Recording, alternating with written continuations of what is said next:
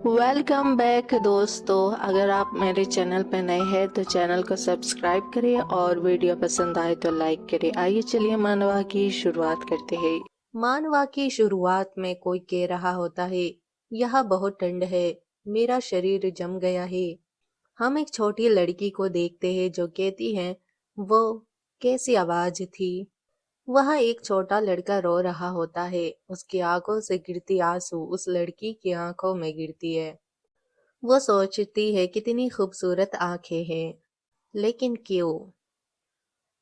वह उस बच्चे को अच्छे से देखती है और कहती है क्या वो रो रहा है, उसके आंसू गर्म है। यह कहते हुए वो अपनी आंखें बंद कर लेती है। कुछ देर बाद वो अपनी आंखें खोलती है। मेड दौड़ने लगते हैं, महारानी महारानी जाग उठी है। महारानी उठ खड़ी हुई है। उनकी बातें सुनकर लड़की सोचती है, महारानी ये लोग किसके बारे में बात कर रहे हैं। रुको, क्या वे मेरे बारे में बात कर रहे हैं। मैं कहाँ हूँ, मैं कौन हूँ। तभी मेड आती है और उसे चम्मच से दवा पिलाती है तो वो कहती है बहुत कड़वा। मेड कहती है महाराज, यदि आप जल्दी स्वस्थ होना चाहते हैं तो आपको अपनी दवा जरूर लेनी चाहिए। वह कहती है ठीक है। फिर सोचने लगती है। दवा निगलते हुए सोचती है, कई दिनों तक कड़वी दवा लेने के बाद और कई लोगों से बात करने के बाद ही उसे यह महसूस हुआ कि वह किसी तरह लेडी एंड द बीस्ट नामक एक लव नॉवेल के काल्पनिक ब्रह्मांड में प्रवेश कर गई थी। लेडी एंड द बीस्ट एक काल्पनिक प्रेम नॉवेल था, लव नॉवेल था जो परी कथा ब्यूटी एंड द बीस्ट पर आधारित था। मेन कैरेक्टर में श्रापित राक्षस युवराज ब्लैक शामिल है और जंगली रिचर्ड। ये दोनों नायिका डायना का दिल जीतने के लिए संघर्ष करते हैं। किसी तरह एतिया के शरीर में प्रवेश कर गई थी। डायना की सौतेली बहन कौन थी। युवराज ब्लैक से शादी के बाद एतिया राजकुमारी बन गई। हालांकि एतिया ने ब्लैक के चेहरे पर एक नजर डाली जो उसके शाही परिवार के वंशानुगत अभिशाप से चिन्हित था, और उन्होंने अपनी शादी के दिन सुसाइड कर ली। इस दुर्घटना ने ब्लैक को निराशा में डुबो दिया। वह खुद को एक राक्षस समझता था और उसने खुद को और अपने दिल को बाहरी दुनिया से अलग कर दिया था। उसकी आत्मा अंधकार में डूब गई और डायना का दिल जीतने में असमर्थ रहे। उनकी असमय ही दुखद मौत हो गई। नॉवेल के अनुसार एतिया जेल में डूब जाती है और ब्लैक पानी में कूदता है और उसकी जमी हुई लाश को बाहर निकालता है। लेकिन अब जब मेरी आत्मा एतिया के शरीर में घुस गई तो उसकी मौत नहीं हुई। कल जो छोटा लड़का था वो जरूर ब्लैक ही था। अगर तुम मुझसे इतनी नफरत करते हो, उस रात वो मेरे लिए इतने सच्चे दिल से रो रहा था, लेकिन वो मुझसे मिलने कभी नहीं आया, एक बार भी नहीं। मुझे उठे हुए 5 दिन हो चुके हैं। मुझे पूरा यकीन है कि उसे चोट लगी होगी। उसके भयानक चेहरे के कारण उसकी दुल्हन ने आत्महत्या करने की कोशिश की। अगर वह ठीक होता तो यह और भी अजीब होता। वह नौकरानी को बुलाती है जो आकर पूछती है, महाराज क्या आप कहीं जाना चाहते हैं। एतिया कहती है, मैं युवराज से मिलने जाना चाहती हूँ। नौकरानी कहती है, क्या आप महामहिम से मिलने जाना चाहते हैं। महोदया, पूरे आदर के साथ, इस घटना से युवराज को गहरा सदमा लगा। शायद बेहतर होगा कि आप अपने प्रस्थान की घोषणा करने से पहले कुछ और दिन इंतजार कर ले। किसी भी बात की चिंता मत करो, बस आगे बढ़ते रहो। नौकरानी चौंक जाती है। फिर वो दोनों हॉलवे से होकर जाने लगते हैं। जाते हुए एतिया सोचती है, मेरा ब्लैक को छोड़ने का कोई इरादा नहीं है। दरअसल लेडी एंड द बीस्ट में ब्लैक मेरा पसंदीदा किरदार था। मुझे विश्वास ही नहीं हुआ जब डायना ने ब्लैक के बजाय रिचर्ड को चुना। अब आपके पास ब्लैक के दुखद रूप से अंधकारमय बचपन को फिर से लिखने का मौका है। मैं इसे किसी भी कीमत पर नहीं छोड़ने वाली। इसके अलावा एतिया के पास जाने के लिए कोई जगह नहीं है। एतिया काउंट वेलेसिया और उनकी पहली पत्नी की बेटी थी। एतिया की मां की प्रसव के दौरान मौत हो गई। काउंट ने जल्द ही फिर से शादी कर ली और जल्द ही उनकी दूसरी बेटी डायना का जन्म हुआ। काउंट और नई काउंटेस ने एतिया के साथ कठोर व्यवहार किया और उसे युवराज से शादी करने के लिए भेज दिया। उसे इस बात का पूरा ज्ञान था कि वह श्रापित है और उसकी नियति में कम उम्र में ही मरना लिखा है। एथिया ने सुसाइड नहीं की, सिर्फ ब्लैक के भयानक चेहरे की वजह से। परिवार द्वारा त्याग दिए जाने की निराशा के कारण उसने खुद को बर्फीले पानी में फेंक दिया। तो इसलिए अगर मैं इस जगह को छोड़ भी दूं, तो भी मेरे पास रहने के लिए कोई जगह नहीं होगी और मेरा ब्लैक को निराशा में डूबे रहने देने का कोई इरादा नहीं है। वह दरवाजे के सामने खड़ी होकर कहती है, महाराज मैं एतिया। अंदर से ब्लैक चिल्लाता है, नहीं मेरे पास मत आओ, मत आओ, मैं बुरी तरह से बदसूरत हो गया हूँ, दूर हो जाओ, मैं तुम्हें डरा दूंगा। वो कांप रहा होता है। एहतिया सोचती है, वह मुझे आत्महत्या करने की कोशिश करने के लिए नफरत नहीं करता, वो मुझे डराने से डरता है। फिर वो आह भरती है और 2 कदम चलती है और जल्दी से जाकर ब्लैक के ऊपर से पर्दा हटा देती है। ब्लैक इससे शॉक हो जाता है। एहतिया उसे देखकर सोचती है, मोहक कला के उस्ताद, अद्वितीय और रहस्यमय ब्लैक कहा है। वह तो बिल्कुल सफेद मुलायम बालों वाले खरगोश जैसा दिखता है। चलिए सबसे पहले कुछ जरूरी बातें। एथिया ब्लैक से कहती है, मुझे आपसे कुछ कहना है प्रिंस ब्लैक।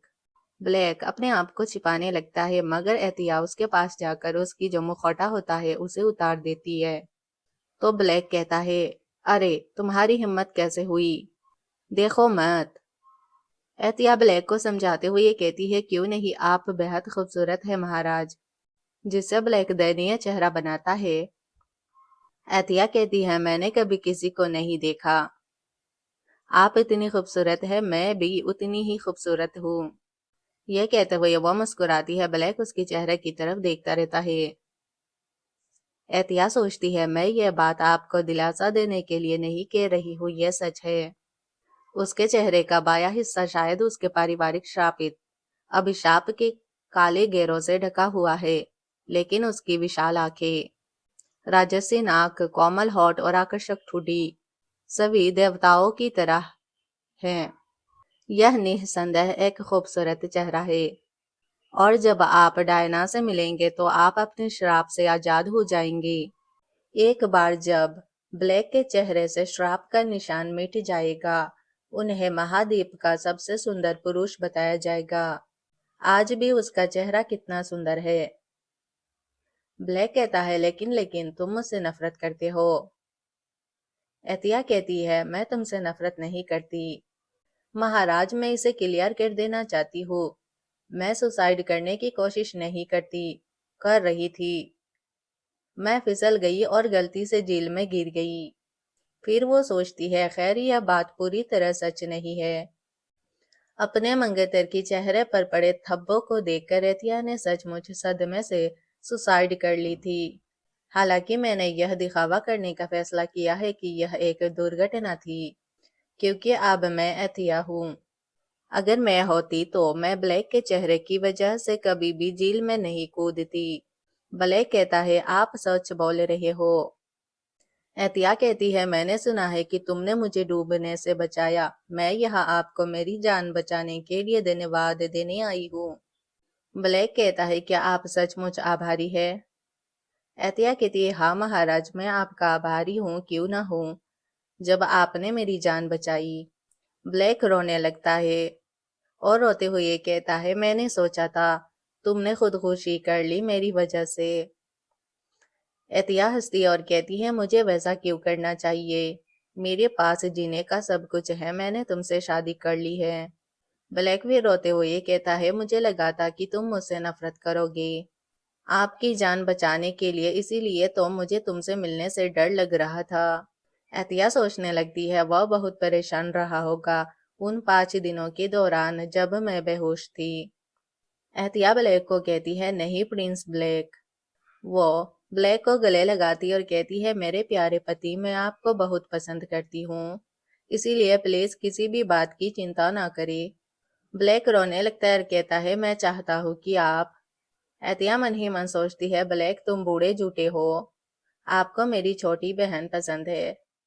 नॉवल में लेडी एंड द बीस्ट में ब्लैक को मेन कैरेक्टर डायना पसंद आती है। जब सम्राट को डायना के प्रति ब्लैक के स्नेह के बारे में पता चला, उन्होंने ब्लेसिया के काउंट से दोनों के शादी की प्रस्ताव के लिए रिक्वेस्ट की। हालांकि काउंट ब्लेसिया ने अपनी प्रिय डायना को श्रापित युवराज से शादी करने के लिए भेजने से इनकार कर दिया और इसके बजाय अतिया को भेजा। कभी कभी एक छोटा सा सफेद जोट एक बड़े से घिनौने सच से बेहतर होता है। फिर वो ब्लैक से कहती है, तो हम करेंगे, अब से एक ही बिस्तर पर सोएंगे। ब्लैक ब्लश करने लगता है। एहतिया उसे ब्लश करता देख सोचती है, अरे यो श्रीमान उपनायक, आप इतने घबराए हुए क्यों दिख रहे हैं? मुझे ऐसा लग रहा है जैसे मैंने कोई आपत्तिजनक बात कह दी हो। वलेसिया के काउंट के घर में प्रकाश की शक्ति निहित थी। डायना ब्लैक को उसके श्राप से आजाद करने में सक्षम थी। वलेसिया परिवार की प्रकाश की शक्ति के कारण। एथिया भी वलेसिया की बेटी थी, लेकिन उसकी शक्तियां डायना जितनी मजबूत नहीं थी, जिसे उत्तराधिकारी के रूप में चुना गया था, लेकिन उसके पास भी शक्ति थी। प्रिंस ब्लैक का अभिशाप। यह महज त्वचा पर दिखने वाला जन्म चिन्ह नहीं था, इससे उसे असहनीय पीड़ा हुई। ठंड के मौसम में दर्द और भी बढ़ जाता था, लेकिन उसने मुझे बचाने के लिए कड़ाके की ठंड में जमी हुई झील में छलांग लगा दी। मुझे पूरा यकीन है कि उसने असहनीय पीड़ा सहन की होगी, और यह जानते हुए कि वह कैसा है, वह अपनी दर्द को बयां करने वाले इंसान जैसा नहीं है। उसे चुपचाप सब कुछ सहना पड़ा होगा। वलेसिया की प्रकाश की शक्ति उजागर हो गई है। शारीरिक संपर्क के माध्यम से। स्पर्श जितना अंतरंग होगा, उसकी पुनर्स्थापनात्मक शक्ति उतनी ही तीव्र होगी। इसके परिणाम स्वरूप कुछ बेहद कामुक और उत्तेजनक दृश्य देखने को मिले। ब्लैक अभी इस तरह के बिहेवियर के लिए बहुत छोटा है, लेकिन मुझे कम से कम उसकी हाथ पकड़ने की उम्मीद थी। लेकिन अगर वह इस तरह से बिहेवियर करेगा तो मुझे नहीं लगता कि मैं कुछ भी कर पाऊंगी। फिर वो कहती है, महाराज प्लीज मुझे गलत ना समझे, हम शादीशुदा है, इसलिए हमारा साथ सोना स्वाभाविक है, इससे डरने की कोई बात नहीं है। ब्लैक शर्मा जाता है और कहता है, मैं शर्मिंदा हूँ। उसे शर्माते हुए देख अथिया सोचती है, ओरिजिनल प्रिंस ब्लैक की बेमिसाल मर्दांगी का क्या हुआ? बस लाल आंखों वाला खरगोश ही दिखाई देता है। क्या 10 साल में यह खरगोश सचमुच बड़ा हो जाएगा, एक सेक्सी जानवर बनने के लिए? इंसानी रूप में वह सचमुच सुंदर है। फिर भी मैं इस बीमार बच्चे को इस हालत में अकेला छोड़ नहीं सकती। फिर वह कहती है, मेरे साथ आओ, और ब्लैक के हाथ पकड़कर कहती है, क्योंकि हम शादीशुदा है, अब से हमें हर रात एक साथ सोना होगा। ब्लैक बेचारा शर्मा जाता है। एतिया कहती है, क्या गलत? क्या आप ऐसा नहीं चाहते? ब्लैक शर्माते हुए कहता है, मैंने ऐसा नहीं कहा। एतिया, क्या तुम सचमुच इससे सहमत हो? ब्लैक शर्माते हुए कहता है, क्या आप वाकई में मेरे साथ सोना चाहते हैं? एतिया कहती है, बिल्कुल प्रिंस ब्लैक, जैसा मैंने कहा, मुझे तुम सच में बहुत पसंद हो। एहतिया कहती है, आप क्या सोचते हैं, क्या आपको मेरा हाथ पकड़ने में अनकंफर्टेबल महसूस हो रहा है?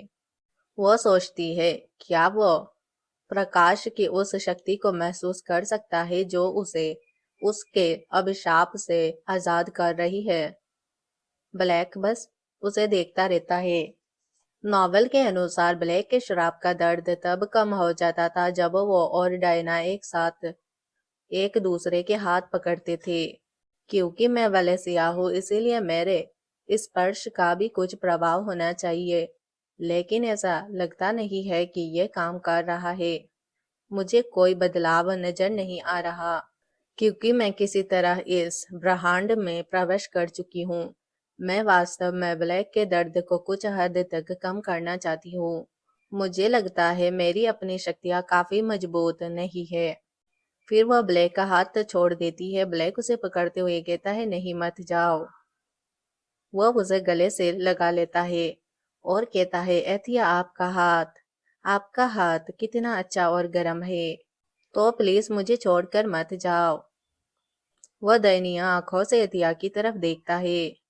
एतिया मुस्कुराती है और कहती है, चिंता मत करो, मैं कहीं नहीं जा रही हूँ। ब्लैक कहता है, सच में? एतिया कहती है, हाँ सच। मैं अभी कंबल उठाने के लिए बिस्तर से नीचे उतरी थी। फिर एतिया ब्लैक को देखते हुए सोचती है, मुझे पीछे से गले लगाने के बाद भी वो कांप रहा है। वह ब्लैक से कहती है, अगर तुम मेरे साथ सोना नहीं चाहती। एहतिया की बातें सुनकर ब्लैक बुदबुदाते हुए कहता है, नहीं ऐसा नहीं है, मैं बस यही सुनिश्चित करना चाहता था, क्या तुम सचमुच मुझ जैसे राक्षस के साथ सोने को तैयार हो? एहतिया चौंक कर कहती है, योर हाइनेस, प्लीज वह शब्द मत बोलिए, तुम राक्षस नहीं हो।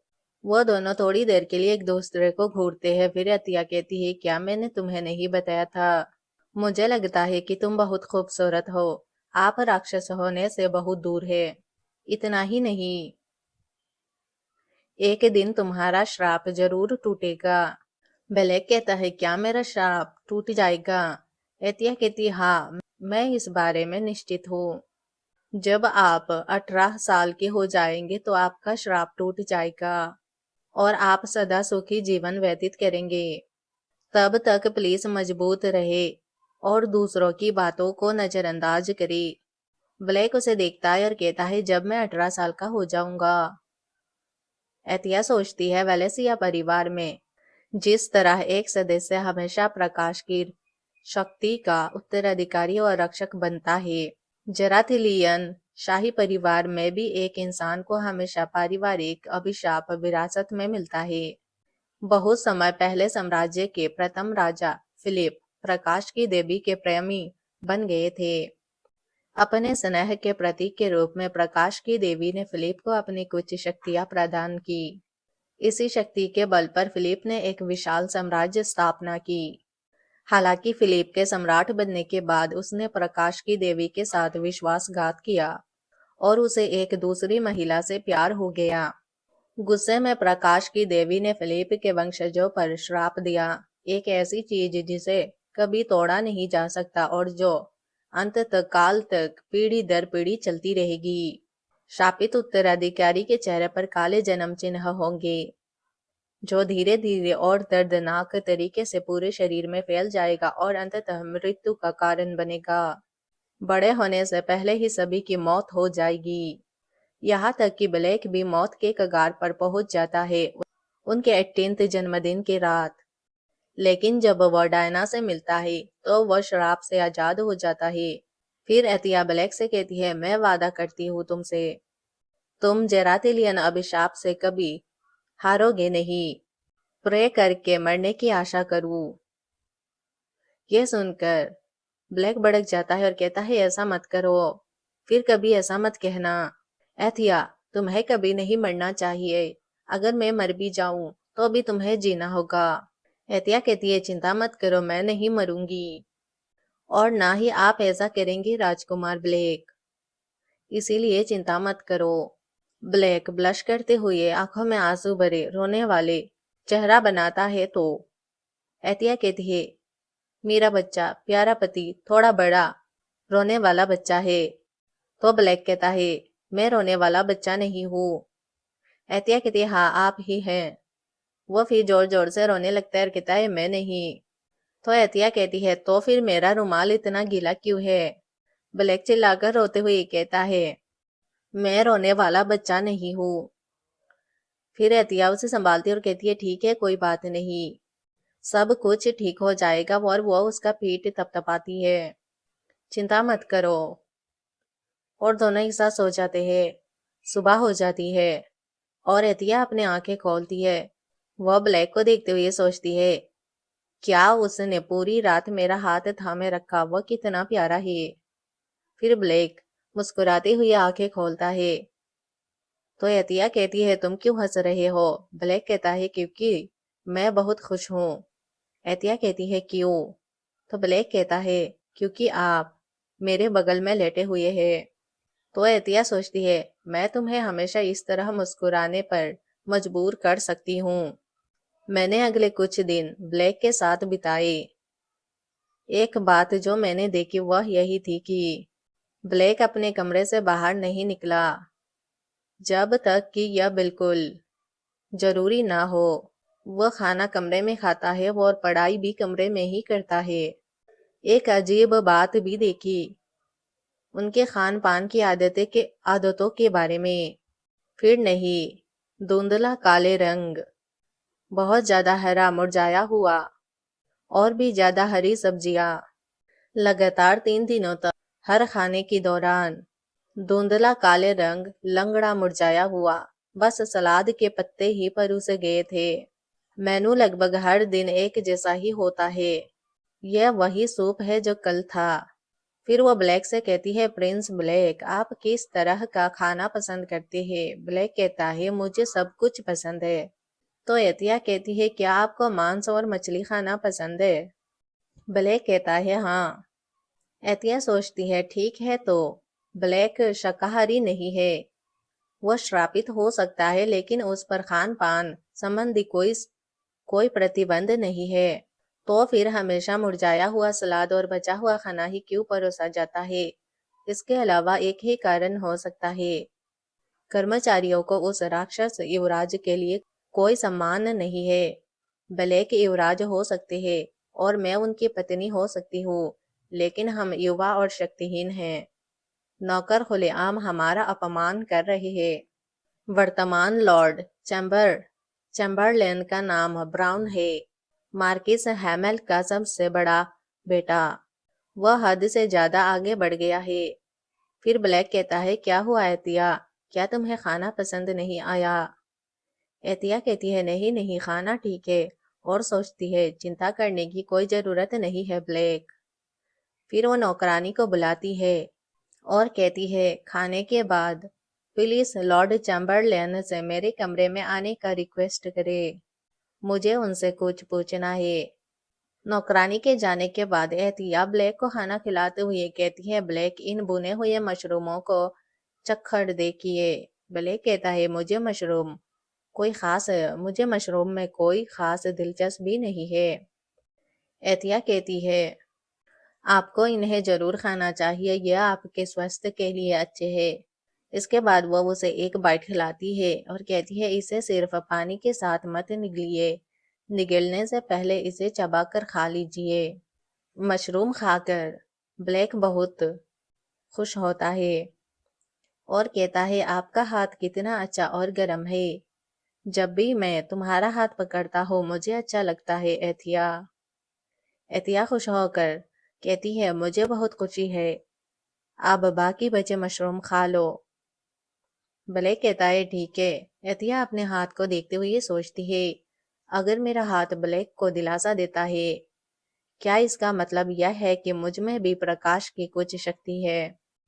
फिर एक आवाज सुनाई देती है your royal highness, lord Chamberlain Brown आपसे मिलने आए हैं, उसे अंदर आने दो। एतिया कहती है। फिर वो अंदर आकर कहते हैं royal highness, your royal highness, मैं आपकी किस तरह का मदद कर सकता हूँ? एतिया सोचती है वह मार्किस हैमल के सबसे बड़े बेटे हैं। जब मैं बिस्तर पर पड़ी थी तब वह एक बार भी नहीं आया। एक मार्किस के बेटे के रूप में उसे जरूर लगता होगा कि वह मुझे श्रापित राजकुमार की बाल वधू से कहीं ज्यादा अच्छा है। फिर एतिया कहती है मुझे युवराज के खाने की गुणवत्ता बेहद घटिया लगी। चैम्बरलियन कहते हैं क्या इसीलिए आपने मुझे बुलाया था? मुझे उम्मीद थी कि यह ज्यादा जरूरी मामला होगा। एतिया कहती है युवराज साम्राज्य की शान है, लेकिन उन्हें जो भोजन परोसा जाता है वो तो पशुओं को खिलाने लायक भी नहीं है।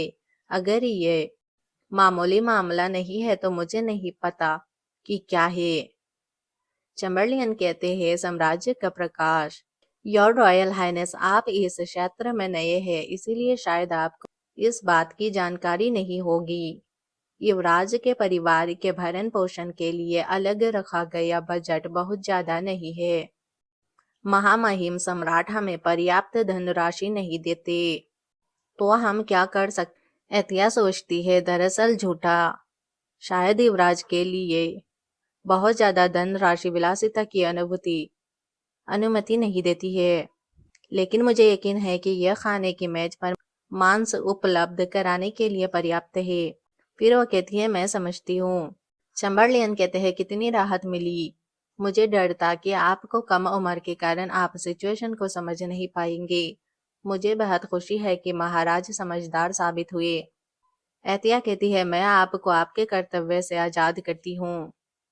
यह सुनकर वो चौंक जाते हैं और बिड़बिड़ाते हुए कहते हैं, क्या क्या आपने अभी अभी क्या कहा? एतिया कहती है, लॉर्ड एडमंड। वहां पर एक गार्ड आता है और वो कहती है, ब्राउन हैमल को शाही खजाने के गबन के आरोप में काल कोठरी में ले जाओ और उनके अपराध की पूरी तरह से जांच सुनिश्चित करे। फिर लॉर्ड चैम्बरलेन चिल्लाने लगते हैं, गबन, क्या आपको उस शब्द का अर्थ भी पता है? एतिया कहती है, मैं करती हूँ। आपने जो किया है वह घोटाले की परिभाषा का सटीक उदाहरण है। फिर लॉर्ड चैम्बरलेन गुस्से में गरज कर कहते हैं, मुझे तुरंत छोड़ दो। क्या आप जानते हैं मैं कौन हूँ? मैं मार्किस हैमल का उत्तराधिकारी हूँ। उस छोटी लड़की ने श्रापित राक्षस से शादी कर ली और अब वो राजकुमारी बनना चाहती है। मेरी बात याद रखना, तुम्हें इसकी कीमत चुकानी पड़ेगी। एहतिया मुंह झड़कते हुए कहती है, प्लीज इसे ब्राउन के अपराधों की सूची में जोड़े। युवराज और राजकुमारी का अपमान। गार्ड कहते हैं, हाँ योर हाइनेस। वह सिर हिलाकर सहमति देता है। फिर वो उसे ले जाने लगता है तो लॉर्ड चैम्बरलेन चिल्लाकर कहते हैं, मुझे छोड़ दो। मैंने कहा मुझे छोड़ दो। फिर गार्ड उनकी तरफ घूरता है तो वो डर कर जम जाते हैं। एहतिया सोचती है, लॉर्ड चैम्बरलेन को निष्कासित किए जाने के बाद युवराज के दरबार में अफरा तफरी मच गई। हालांकि पीछे हटने के बजाय मैं एक कदम और आगे बढ़ी। महल के लगभग सभी कर्मचारियों को निकाल दिया गया। यह वही सूची है जिसकी आपने मांग की थी महाराज, कोई कहता है। एतिया उस लिस्ट को गौर से देखते हुए सोचती है, लेडी एंड द बीस्ट में ब्लैक को युवराज के पद से हटाए जाने के बाद उसे अधिकांश कर्मचारी तुरंत ही उसका विश्वासघात कर देते हैं और रिचर्ड से मिलने चले जाते हैं। भविष्य में विश्वासघात करने वालों को अपने साथ रखने की कोई जरूरत नहीं है। सूची में जिसके नाम के आगे निशान लगा है उन सभी को नौकरी से निकाल दिया गया है। नॉवल में ब्लैक के साथ विश्वासघात करने वाले सभी लोगों को हटा दिया गया। अब जबकि महल खाली हो चुका है, तभी नौकरानी आकर कहती है, क्षमा कीजिए महाराज, सभी कर्मचारियों का चयन खुद सम्राट द्वारा किया गया था। क्या उन सभी को बर्खास्त करना ठीक रहेगा? एतिया सोचती है, बेचारी मेलिसिया, वह वाकई चिंतित लग रही है। फिर वह कहती है, ठीक है, चिंता मत करो। उसके मुस्कुराते हुए चेहरे को देखकर मलेसिया खुश हो जाती है और कहती है, आप खाना कब खाना चाहेंगे? एतिया फिर सोचने लगती है, और हाँ, मैंने सभी रसोइयों को बेच दिया था। रसोई कर्मचारियों को बर्खास्त करने के लिए जिम्मेदार इंसान। फिर वो कहती है, आपको उस बारे में चिंता करने की जरूरत नहीं है। मैं आज खाना बनाने जा रही हूँ। नौकरानी चौंक कर कहती है, क्या आप खाना बना सकते हैं? एतिया कहती है, हाँ। फिर वो स्माइल करती है और कहती है, मैं किले में घूम रही थी और मुझे कुछ बेहद दिलचस्प बात पता चली। आप मुझे फॉलो करो और मैं आपको दिखाती हूँ। एक दरवाजे के पास पहुंचते हैं। नौकरानी सोचती है, राजकुमारी इतनी दूरी यहाँ कैसे आई? फिर वह दरवाजा खोलती है। टडा! नौकरानी कुछ देखकर शौक हो जाती है और कहती है, इस दुनिया में ये क्या है? फिर हम दो बड़े बड़े कलश जैसे चीजों को देखते हैं। एहतिया उनमें देखने के लिए कहती है। वो दोनों जाग कर देखती है, उसके अंदर कुछ लाल लाल होता है, मुझे खुद नहीं पता। एहतिया हंसती और कहती है, ये डोयेनांग है और गोचुजांग। नौकरानी एहतिया से कहती है, हो गया जंग गोचोंग जंग। एतिया कहती है ये पूर्वी देशों के मसाले हैं। इन किंवदंती सांस को मिलाने से भोजन का स्वाद बढ़ जाएगा। मेलिसा चमकने लगती है और कहती है, राजकुमारी आपको इतनी जानकारी कैसे है? क्या शायद आप एक जीनियस है? एतिया कहती है, ओ, जब मैं बच्ची थी तब मैंने उनके बारे में किताबों में पढ़ा था और सोचती है झूठ बोलने के लिए माफ करे मलिसा, लेकिन हमें बस सलाद के पत्ते ही परोसे गए। फिर वो अपनी आस्तीन ऊपर उठाती है और कहती है हम शुरू करेंगे। फिर वो कुकीज बनाने लगती है, कुछ मसाले डालती है और कहती है सब कुछ कर दिया। उसे चमकते हुए देखकर नौकरानी सोचती है हमारी राजकुमारी रसोई में एक जीनियस है। एतिया मन ही मन सोचती है खाना पकाने का ये टैलेंट मुझे 10 सालों से है। फिर वो कहती है क्या हम राजकुमार को रात्रि भोज पर आमंत्रित करें? इसके बाद खाना सजाया जाता है और ब्लैक आकर उन्हें देखकर चौंक हो जाता है और कहता है यह सब क्या है? एतिया कहती है ये प्राच्य व्यंजन है महाराज। मैंने इसके बारे में एक बार एक किताब में पढ़ा था। सारी सामग्रियां रसोई में मौजूद थी, इसीलिए मैंने इसे आजमाने का फैसला किया। ब्लैक कहता है एतिया क्या तुमने यह सब खुद बनाया? एतिया कहती है हाँ योर हाइनेस। ब्लैक खुश हो जाता है और कहता है तो इसे कैसे खाते हैं? एतिया सोचती है ब्लैक शायद पहली बार कोरियन खाना खा रहा है। फिर वो बताती है पूर्वी देशों का खाना हमारे सामान्य भोजन से काफी अलग होता है ना? मैंने भी हाल ही में एशियाई भोजन के बारे में जाना है। फिर वो चम्मच आगे बढ़ाते हुए कहती है ये कोरियाई शैली के मीट बॉल है। इन्हें डोंग ग्रांग टैंग कहा जाता है क्योंकि वह गोल मटोल और प्यारे हैं, बिल्कुल तुम्हारी तरह। भले कहता है आपको लगता है कि मैं प्यारा? एतिया कहती है हाँ बिल्कुल, तुम नन्हे खरगोश जैसे हो। अब अपना मुंह खोलो। फिर वह ब्लैक को एक टुकड़ा खिलाती है, वो चबाता है और निगल कर खुश हो जाता है और कहता है ये स्वादिष्ट है। उसे देखकर एतिया कहती है बहुत सुंदर, आप उन्हें पसंद करते हैं? वो कहता है हाँ। इसके बाद एतिया कहती है अब इस स्टू को डोयनजांग चियाए कहा जाता है, इसे खुद खाकर देखे। इसका स्वाद अजीब है, अगर आपको यह पसंद नहीं है तो आपको इसे खाने की जरूरत नहीं है। मगर ब्लैक एक चम्मच उठाता है। एतिया सोचती है मुझे हैरानी है कि क्या उसे यह पसंद आएगा।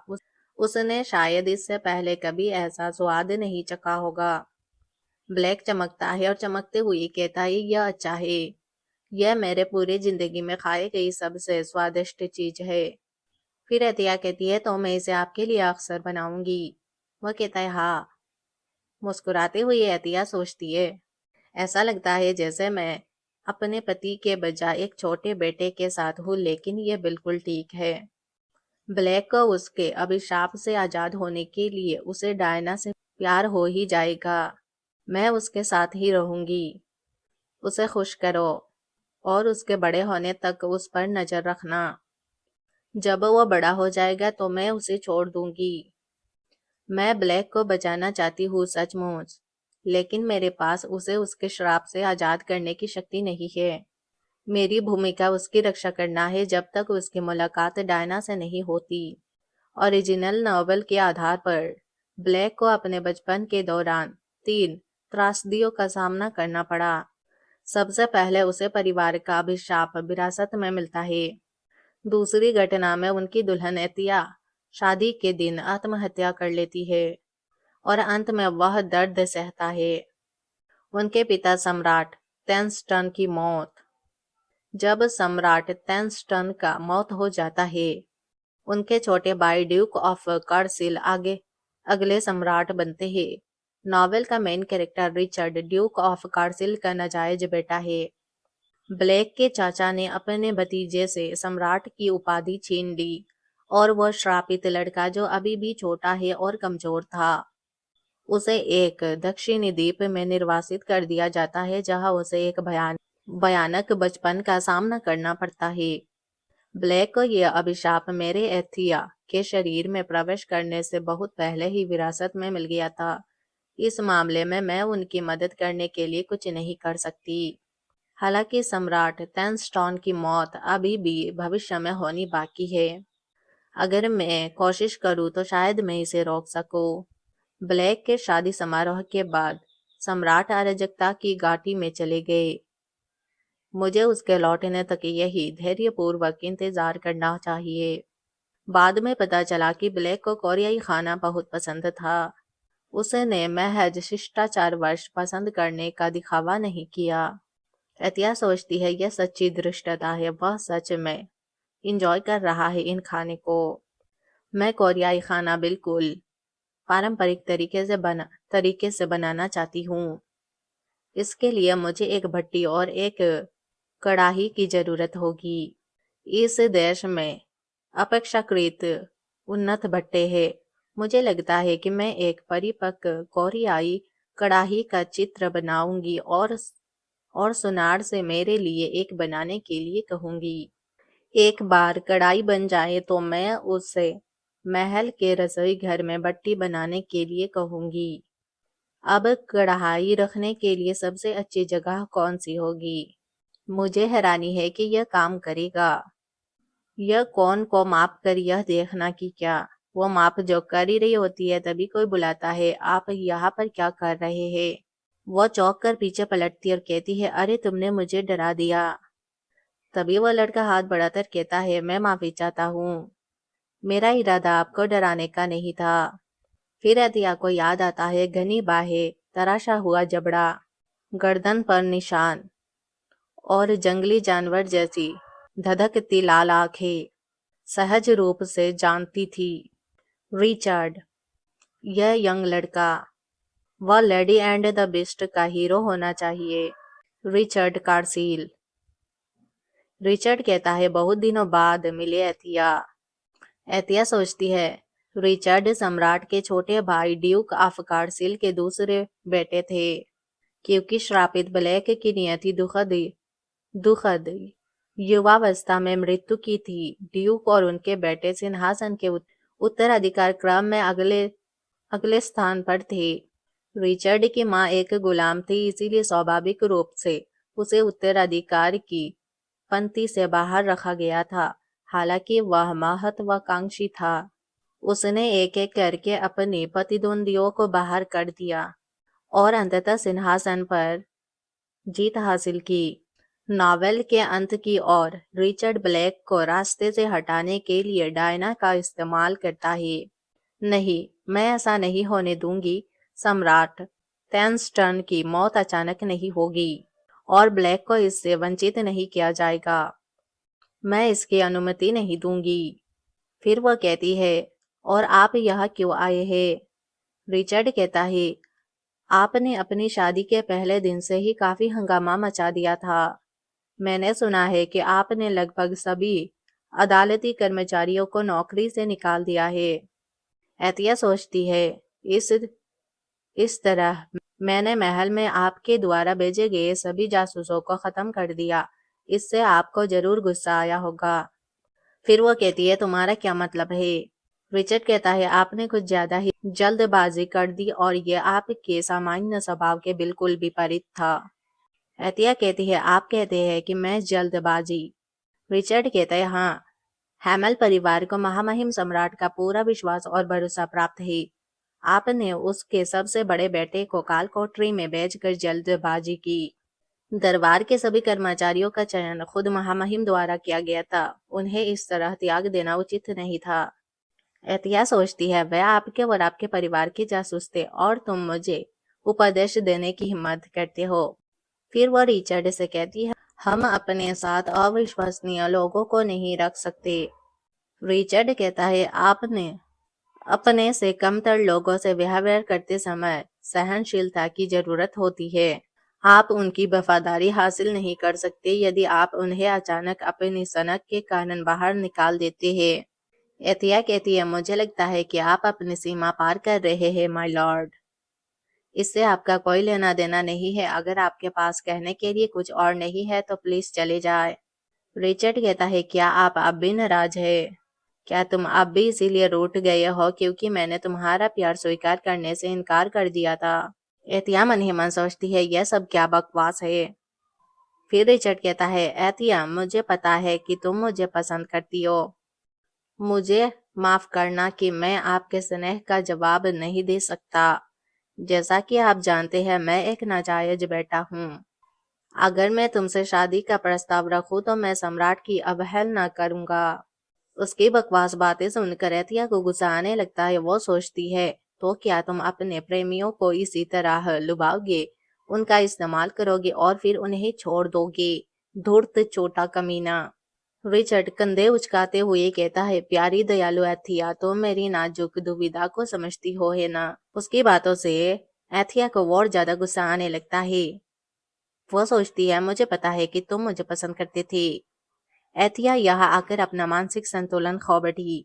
फिर वो रिचर्ड से कहती है, मिस्टर रिचर्ड, आप भ्रम में जी रहे हैं। किसने कहा कि मैं तुम्हें पसंद करती हूँ? रिचर्ड कार्सील, मैं तुम्हारी बदतमीजी से तंग आ चुकी हूँ। आपकी हिम्मत कैसे हुई युवराज राजकुमारी का इस तरह अपमान करने की? यह शाही सिंहासन का गौर अपमान और अनादर है।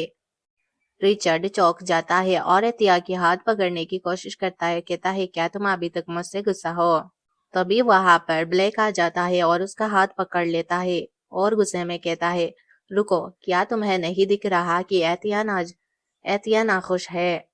रिचर्ड कहता है, महाराज, जरूर ही कोई गलतफहमी हुई होगी। लेडी वेलेसिया और मैं बचपन की दोस्त है। ब्लैक कहता है, रिचर्ड, उन्हें लेडी वेलेसिया कहकर संबंधित न करे। यह युवराज की राजकुमारी है। रिचर्ड झुकते हुए कहता है, प्लीज मुझे माफ करें महाराज, मेरी गलती। ब्लैक कहता है, अब से सावधान रहे। अगली बार यदि आप राजकुमारी के प्रति असभ्य बिहेवियर करेंगे तो आपको माफ नहीं किया जाएगा। अब यहाँ से निकल जाओ। फिर वो एतिया के पास जाता है और कहता है, उस तरफ मत देखो। एतिया, दूसरे पुरुषों की तरफ मत देखो। एतिया कहती है, चिंता मत करो, मैं नहीं देखूंगी। ब्लैक कहता है, इसके अलावा वह आदमी नहीं था, वह कुत्ता था, एक कुत्ता।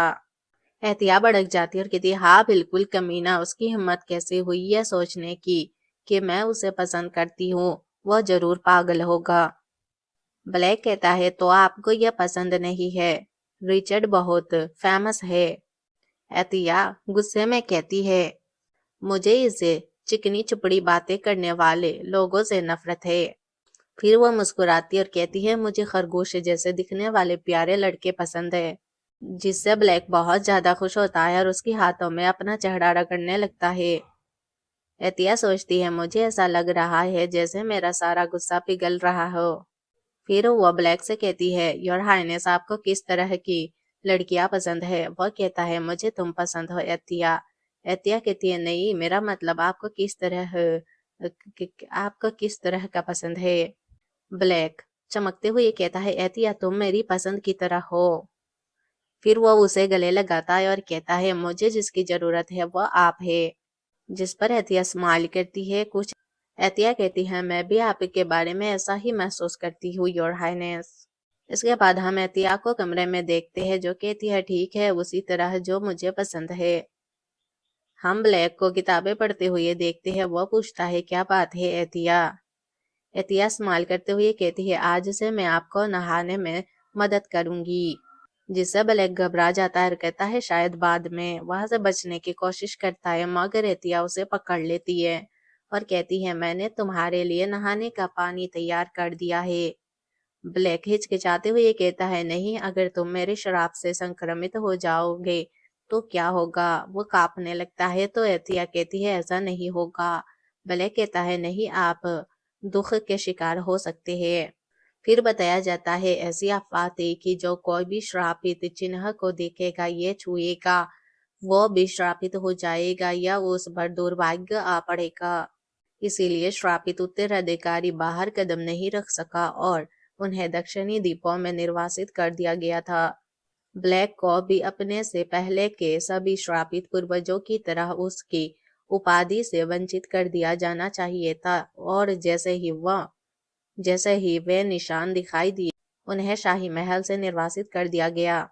हालांकि सम्राट टेंस्टन अपने बेटे से इतना प्यार करते थे कि उन्हें महल में रहने की अनुमति दे दी गई थी। एतिया कहती है, मैं बिल्कुल भी दुखी नहीं हूँ। प्लीज ऐसी झूठी अफवाहों को नजरअंदाज करें। ब्लेक कहता है, क्या होगा अगर ये अफवाह ना हो? एतिया कहती है, लेकिन मैं तुम्हारा चेहरा देख चुकी हूँ और तुम्हारा हाथ पकड़ चुकी हूँ और मैं ठीक हूँ। ब्लेक कहता है, मेरे चेहरे और हाथों पर बने निशान छोटे हैं, मेरे शरीर पर तो ये बहुत बड़े हैं। एतिया उसकी हाथ पकड़ती है तो ब्लेक कहता है, वह बहुत ही भयानक है। वह उसका हाथ झटकते हुए कहता है, मैं एक राक्षस हूँ। और जमीन पर बैठकर बुदबुदाते हुए कहता है, मुझे पता है अगर तुम उन्हें देखोगे तो मुझसे नफरत करोगे। एहतियात सोचती है, वो तो अफवाह सिर्फ एक बहाना है, वो मुझे अपने शरीर पर मौजूद निशान दिखाना ही नहीं चाहता। मैंने उसके चेहरे और हाथों पर पहले से ही घुमावदार निशान देख रखे हैं, इसीलिए मुझे लगा कि उसे अपने शरीर पर भी उन्हें देखने में कोई आपत्ति नहीं होगी। मैं गलत थी। फिर वह कहती है, योर हाइनेस मेरी तरफ देखो, मैंने आपको पहले ही बता दिया है, तुम राक्षस नहीं हो। आप राक्षस नहीं है और तुम्हें छोड़ने से मुझे कोई दुख नहीं होगा।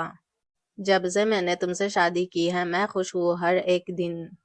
ब्लैक कहता है, तुम खुश हो? वह हंसती और कहती है, हाँ मुझे खुशी है कि तुम मेरे पति हो। फिर वह उसे गले लगाती है। ब्लैक कहता है, एतिया मैं तुमसे शादी करके बहुत खुश भी हूँ। एतिया कहती है, तो फिर कभी यह मत कहना कि तुम राक्षस हो, ठीक है? तो क्या अब हम नहा सकते हैं? क्यों नहीं, मैंने अभी तुम्हें बताया था, मुझे तुम्हारे शरीर पर पड़े निशानों से कोई आपत्ति नहीं है। ब्लैक कहता है, मुझे खुद को दिखाने में शर्म आ रही है। एतिया मुस्कुराती और कहती है, आपको शर्म आ रही है? फिर वो शर्माते हुए कहता है, मेरा मजाक मत उड़ाओ। एतिया कहती है, मैं तुम्हारा मजाक नहीं उड़ा रही हूँ, मुझे तो बस लगता है कि तुम बहुत प्यारे हो। जिस पर वह चिल्लाकर कहता है, देखा, तुम फिर से मेरा मजाक उड़ा रहे हो। एतिया कहती है, अगर आप इतने शर्मीले हैं तो नहाते समय नौकरानी की सेवा को आप क्यों सहन करते हैं? ब्लैक कहता है, मुझे पहले कोई समस्या नहीं थी क्योंकि यह तुम नहीं थे। एतिया कहती है, क्या आप मेरे साथ भेदभाव कर रहे हैं प्रिंस ब्लैक? ब्लैक कहता है हिचकिचाकर, नहीं, बिल्कुल नहीं। एतिया फिर उसकी हाथ पकड़ती और कहती है, अगर ये सच है, बात टब में कदम रखो। ब्लैक कहता है, बेहतर होगा कि आप वादा करें कि आप डरेंगे नहीं। एतिया कहती है, आपने वादा किया था कि आप अब कभी ऐसी कोई बात नहीं कहेंगे। ब्लैक कहता है, मत भूलो, तुमने वादा किया था कि मेरा शरीर देखने के बाद मुझसे नफरत नहीं करोगे। एतिया कहती है, अगर तुमने दोबारा इस तरह बात की तो मैं सचमुच बहुत गुस्सा हो जाऊंगी। इस बार मैं सच में ऐसा ही करूंगी। फिर ब्लैक कहता है, वादा करो कि तुम मुझे छोड़कर नहीं जाओगे। फिर एतिया सोचती है, मुझे ब्लैक को 18 साल का होने से पहले ही छोड़ देना चाहिए। बस नॉवेल की नायिका डायना ही उसे उसके अभिशाप से आजाद कर सकती है। इस कहानी में मेरी भूमिका उसके पूरे बचपन में उसकी रक्षा करना है और सही समय आने पर पीछे हट जाए। फिर ब्लैक कहता है, आप मुझे जवाब क्यों नहीं दे रहे हैं? वो रोने लगता है, कहता है, एतिया, क्या तुम मुझे छोड़ने की प्लानिंग बना रहे हो?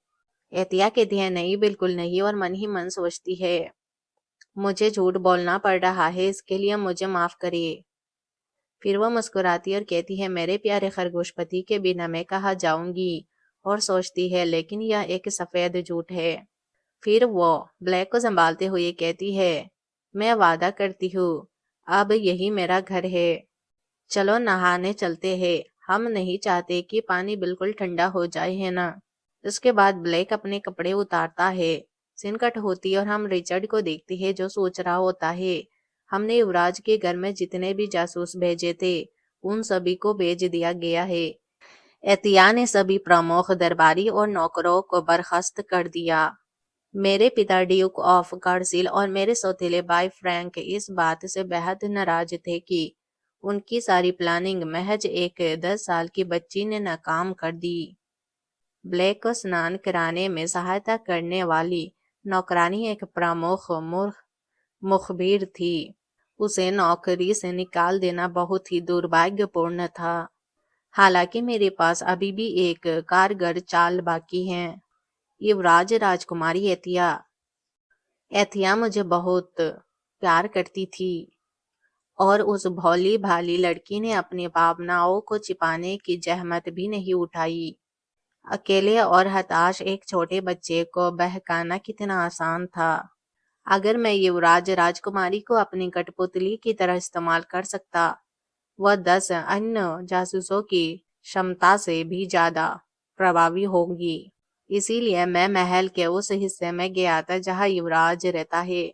मैं तुम्हारी बदतमीजी से तंग आ चुकी हूँ। उसे याद आता है एतिया ने कहा था, आपकी हिम्मत कैसे हुई युवराज राजकुमारी का इस तरह अपमान करने की? यह शाही सिंहासन का घोर अपमान और अनादर है।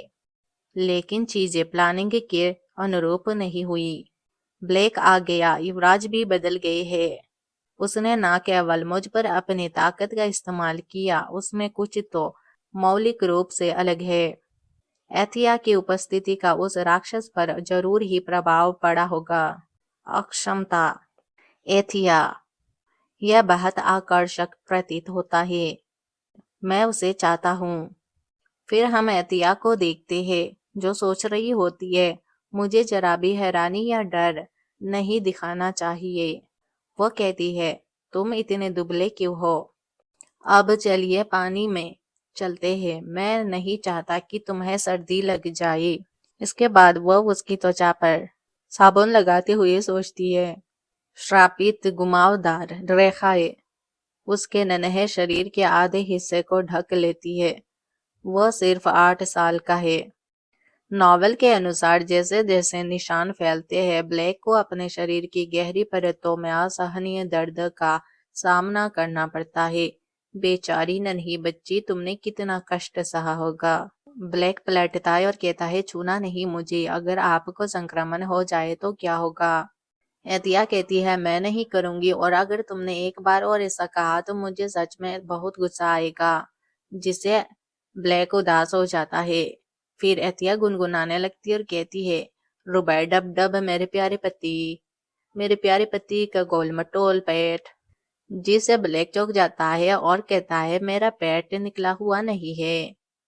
एतिया सोचती है, यह तो बस एक गाना है। फिर वो कहती है, आप भी ऐसा करते हैं।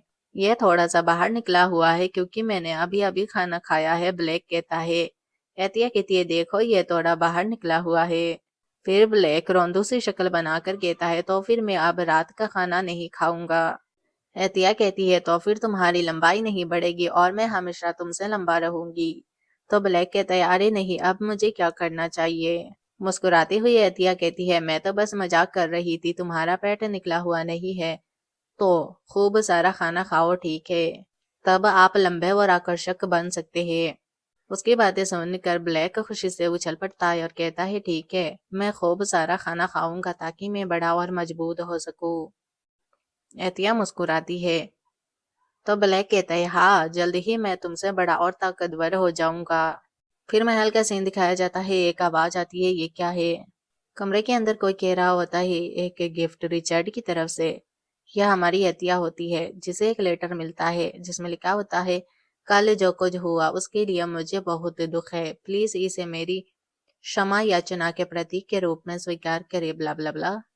इसे देखकर एतिया बहुत ज्यादा गुस्से में आ जाती है। सोचती है, यह आदमी क्या कर रहा है? कुछ तो गड़बड़ लग रही है। क्या उसे लगता है कि मैं उसके लिए इस्तेमाल हो सकती हूँ? क्या वो मुझे बहलाकर अपना जासूस बनाने की कोशिश कर रहा है?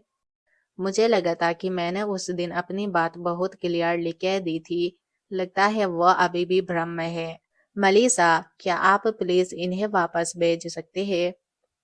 मलीसा आती और कहती है, राजकुमारी एतिया, शायद आपको वह लेटर संभाल कर रखना चाहिए।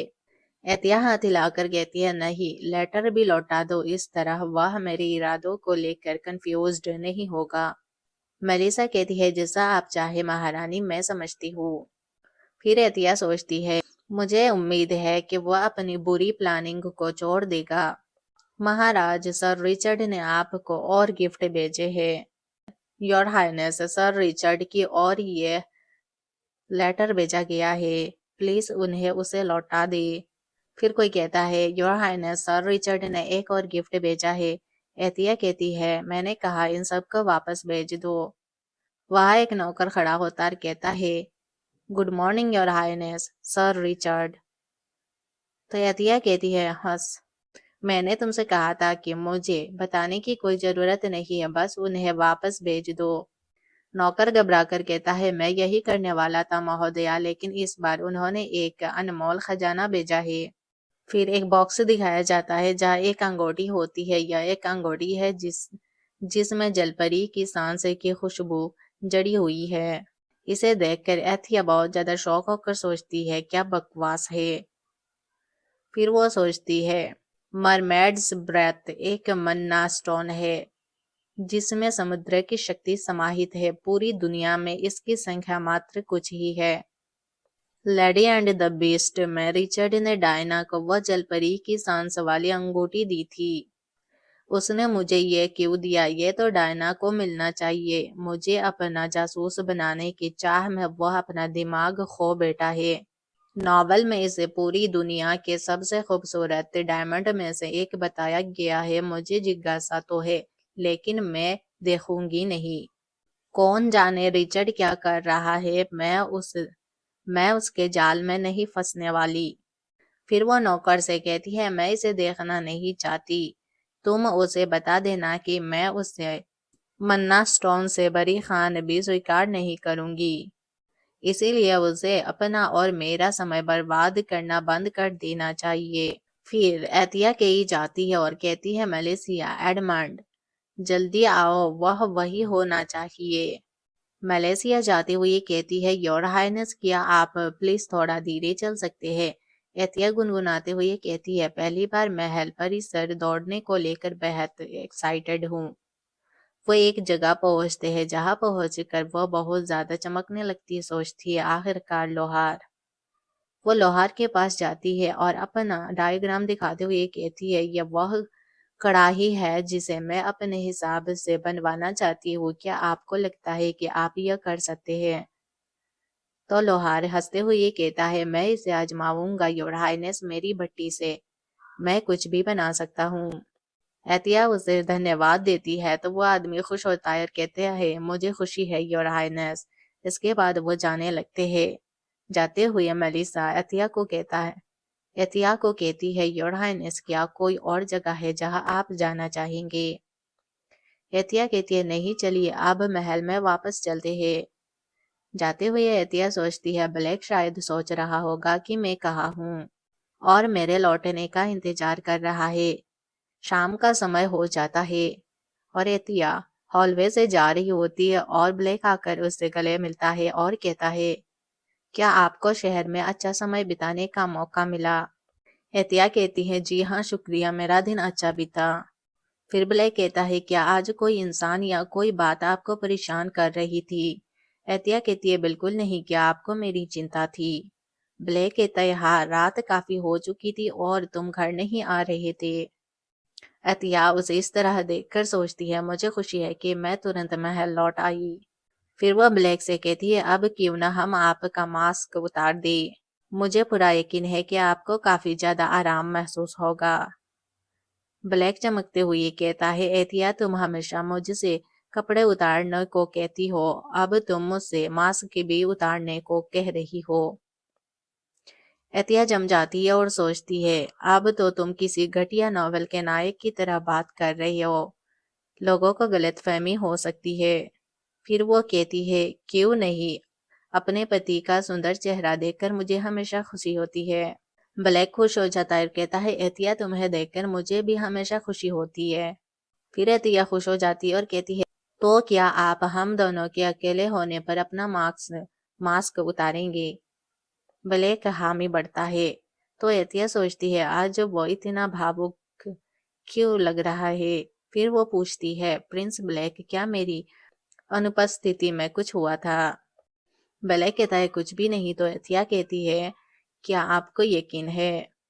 फिर वह घड़ी की तरफ देखती है। तो ब्लैक कहता है सच कहूँ तो मुझे थोड़ा डर था कि तुम मुझसे भाग गए हो, लेकिन अब जब मुझे पता है कि तुम मुझे इस तरह नहीं छोड़ोगी, मैं ठीक हूँ। एतिया सोचती है उसके हाथ कांप रहे हैं। फिर वह कहती है चिंता मत करो प्रिंस, मुझे कहीं भी नहीं जाना है। ब्लैक खुश हो जाता है। एतिया ब्लैक से कहती है हाँ सच, लेकिन अगर संयोगवश आप किसी और से प्यार कर बैठे तो मैं तुम्हारे रास्ते में नहीं आऊंगी। तो ब्लैक कहता है आप ऐसा क्यों कहते हैं? एतिया कहती है हमारी शादी आपके पिता सम्राट द्वारा तय की गई थी। यह आपकी अनुमति या सहमति के बिना किया गया था।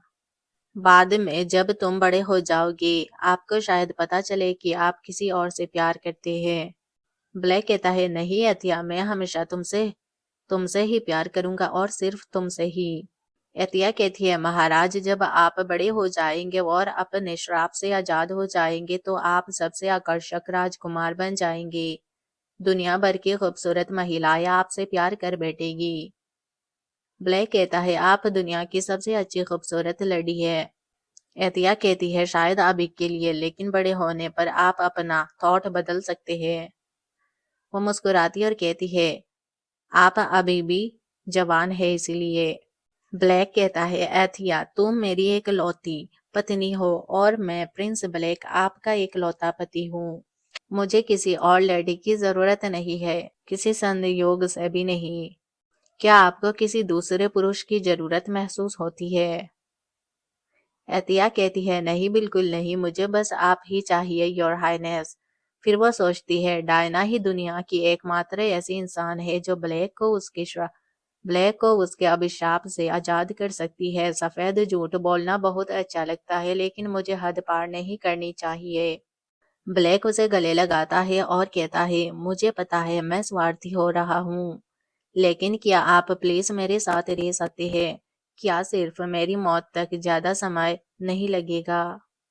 एतिया रोने लगती है और कहती है तुम्हारी मौत नहीं होगी, मैं ऐसा नहीं होने दूंगी। तो ब्लैक उसे संभालते हुए कहता है प्लीज रोना मत एतिया, मैंने अभी जो कहा उसे भूल जाओ, मुझे माफ कर दो।